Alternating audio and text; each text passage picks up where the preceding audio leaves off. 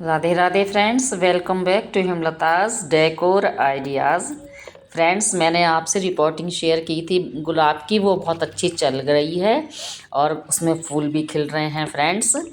और इस बार मैंने बनाया एक बहुत अच्छा सा फर्टिलाइज़र, वो मैं आपसे शेयर करूंगी। वो बेस्ट फर्टिलाइज़र ही होता है, आप सभी भी जानते ही होंगे, लेकिन मैं आपसे शेयर करना चाहती हूँ। और मैं अपने टेरेस गार्डन का थोड़ा सा लुक दिखाती हूँ। कुछ रिपोर्टिंग्स मैंने और की हैं। मोरपंखी का पेड़ जो था मेरा बहुत पुराना हो गया था, 3 साल से कोई रिपोर्टिंग नहीं हुई थी, तो मैंने उसकी रिपोर्टिंग की। देखिए कैसे रिपोर्टिंग की जाती है, जो न्यू लर्नर हैं वो सीख भी सकते हैं। मैंने इसके होल में एक दीपक पुराना रख दिया, उसका यूज़ भी हो गया है। और फ्रूट्स के ये सूखे हुए छिलके हैं, अनार के, सेब के, ये मैंने ये गोवर्धन के गोबर से मैंने छोटे छोटे कंडे बना के रख लिए थे। ये मेरी बागवानी में काम आते रहेंगे, फर्टिलाइज़र का काम करेंगे फ्रेंड्स। तो मैंने थोड़ा सा कंडा भी इसमें डाल दिया और अब भर दी इसमें मैंने सॉइल। और आप देखिए कि ये बहुत ही अच्छी सॉइल रहेगी। हमें अब ज़्यादा ज़रूरत नहीं पड़ेगी कि इसकी हम सॉइल चेंज करें। प्लीज़ फ्रेंड्स, आप न्यू हैं तो चैनल को सब्सक्राइब कर लीजिए। हमारी रिपोर्टिंग अच्छी लगी हो तो लाइक भी कर दीजिएगा। इस तरह से देखिए कितनी अच्छी रूट बॉन्ड हुई है मोरपंखी की। मैंने इसको थोड़ा थोड़ा तोड़ के इसकी मिट्टी को निकाल दिया, कुछ जड़ी भी काट दी इसकी।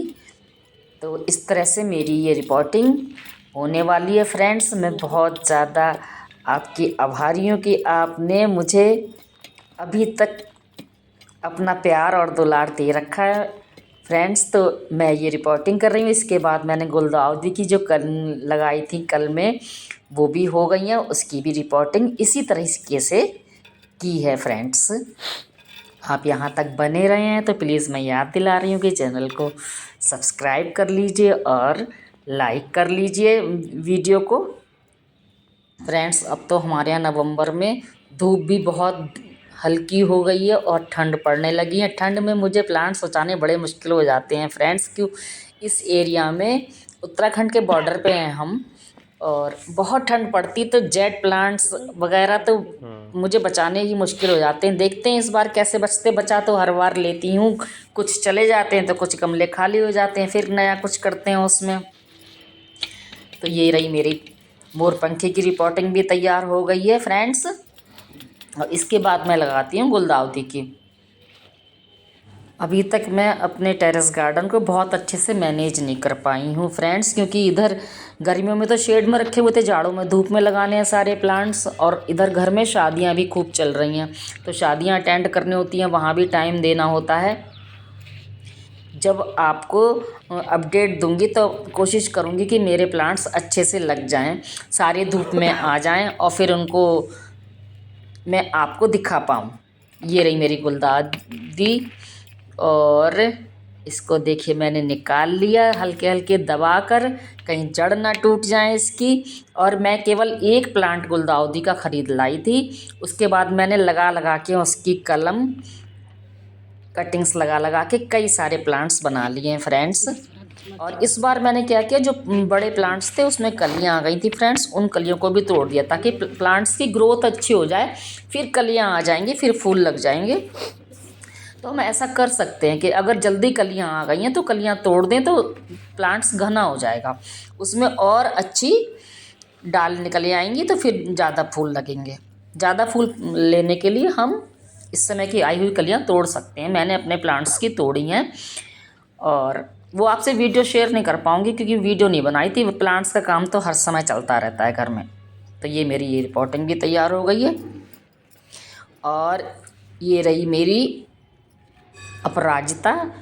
अब जाड़ों में अपराजिता में बहुत अच्छी ग्रोथ तो होगी नहीं, फिर भी मैंने इसको धूप में रखा है और इसकी एक्स्ट्रा जो डालियाँ थी वो मैंने काट दी है। मेरा मन है कि मैं इसे थोड़ा सा प्लांट्स के रूप में विकसित करूं। अपनी बोगनविलिया को मैंने धूप में रख दिया है और ये सारे जेड प्लांट्स लाइन से लगाए हैं फ्रेंड्स। अभी इन्हें स्टैंड पे रखना बाकी है, बस धूप की वजह से मैंने एकदम रख दिया उठा के। और ये आया मेरा फर्टिलाइज़र, समझने वाले समझ गए होंगे। ये जो मैंने कंडा दिखाया था आपको, उन्हीं कंडे को 2 दिन के लिए इस बाल्टी में भिगो दिया था। अब इसको फोड़ दिया मैंने और इस पानी का कलर आप देखिए किस तरह का हो गया। अब इसको मैं पूरी भर के बाल्टी बना लूँगी फ्रेंड्स, और थोड़ा थोड़ा पानी मिला के जग में बाकी प्लांट्स में डाल दूँगी। तो मैं 15 दिन पे जाड़ों में बस यही करती हूँ, या तो सरसों की खली डालती हूँ या अपने ये डाल देती हूँ गोबर वाला पानी कंडे का, और देती फिर सभी प्लांट्स में हूँ थोड़ा थोड़ा। तो ये मेरी बालकनी के प्लांट्स हैं। सारे प्लांट्स मेरे घर में बिखरे हुए रखे हैं, तो मैं आपको एक साथ सारे प्लांट्स दिखा भी नहीं पाती हूँ। और ये मैं चली गई थी 8-10 दिन के लिए पूरनपुर, तो मेरे ये प्लांट्स में पानी नहीं लगाया गया, बेटे ने लगाया नहीं।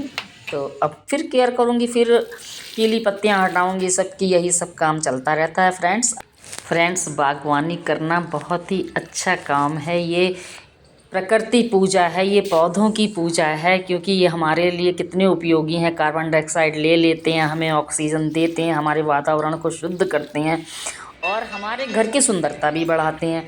तो फ्रेंड्स, मैं तो सबसे कहूँगी कि थोड़ी थोड़ी बागबानी सबको करनी चाहिए। केवल आप 2 प्लांट से शुरू करिए, देखिए कैसे आपके पास धीरे धीरे 100 प्लांट्स हो जाएंगे। अच्छा, विंटर्स में एक आराम ये भी है कि हमें रोज़ पानी नहीं देना होता है, और विंटर्स में हमेशा सुबह के टाइम ही पानी देना चाहिए, ताकि एक्स्ट्रा पानी जो होगा वो अपना धूप में निकल जाएगा, उड़ जाएगा। तो और एक दिन छोड़कर एक दिन पानी देना होता है। तो फ्रेंड्स, यह रही मेरी छोटी सी अपडेट और मेरी शेयरिंग। आपको कैसी लगी आप ज़रूर कमेंट करके बताइएगा।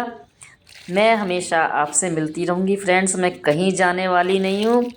आपको हृदय से बहुत बहुत धन्यवाद देती हूँ, आपके सपोर्ट के लिए आभार व्यक्त करती हूँ। Thanks for watching friends.